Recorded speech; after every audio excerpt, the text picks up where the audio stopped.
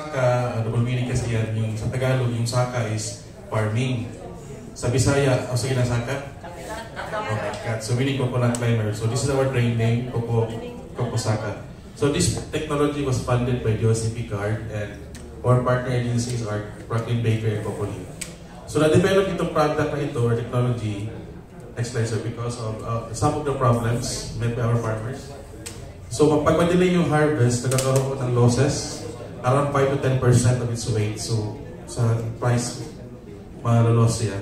And then, kung ma-mature yung coconut, mahirap na siya i-process sa dehusking because hard shell na yung coconut. And another problem is that aging na yung farmers natin around 57 years old in average. Kanina nga sinabi ni President Bonifacio Gabales na wala na students na interesado ng agriculture.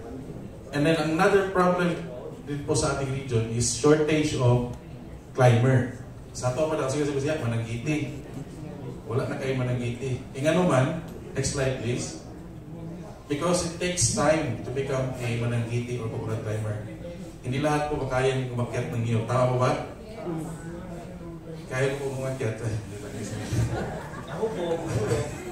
Aside from that po, manual climbing is dangerous siya. Nagkakaroon ng mga bruises and skin diseases.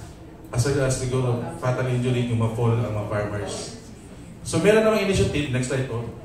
May initiative naman ang Cocolin industry. They provided imported device from India.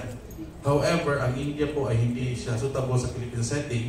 Aside siya sa mabigat, and then it takes time sa pag-set up, and then mahal siya, around 30,000 including the shipping fee.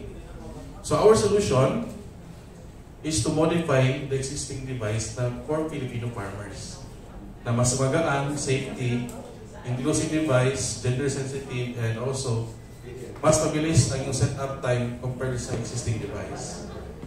So next po, ito yung registered, so pwede namin siya sa commercialization because registered po siya sa patent in the year 2023. And then, how to use the climber, so i-play na po yung video.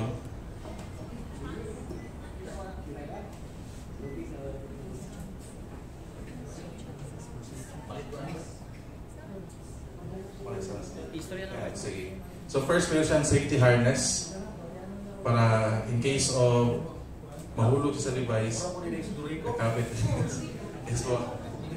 So next installation of sorry, the next one.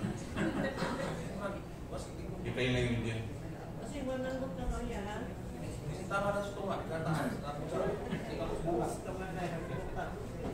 Yeah, safety device.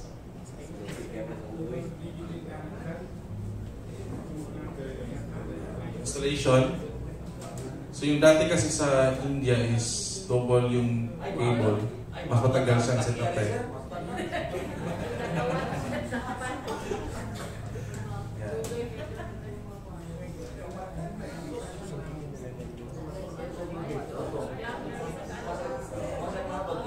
So standing time siya kasi naka-stand yung farmer.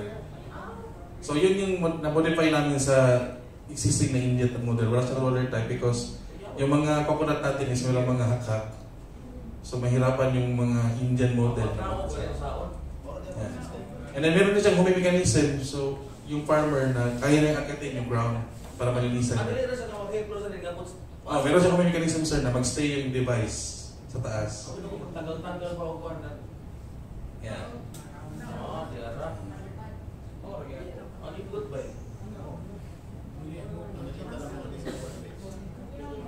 Okay. So as you can see, hindi namin ma-meet yung hindi na sir, pwede na hindi. So nakita niyo sa video na hindi kami ma-meet yung manual, mabilis talaga yung market kakababa. Pero yung goal namin is to, aside sa safety, is to make an option sa mga farmers na kagaya namin na umakyat ng niyog. Babae, kung sino man, hindi na kailangan ng skills experience para umakyat ng niyog. Next please. So ito pa yung team namin, project leader with Engineer Abinoa. And then, for details po, pwede niyo contact yung nasa third floor sa USEP and nasa Smart Tech. And then, next slide. So, Pili na, nagpo-Saka. So, climber for the Filipino, made by the Filipino. Thank you.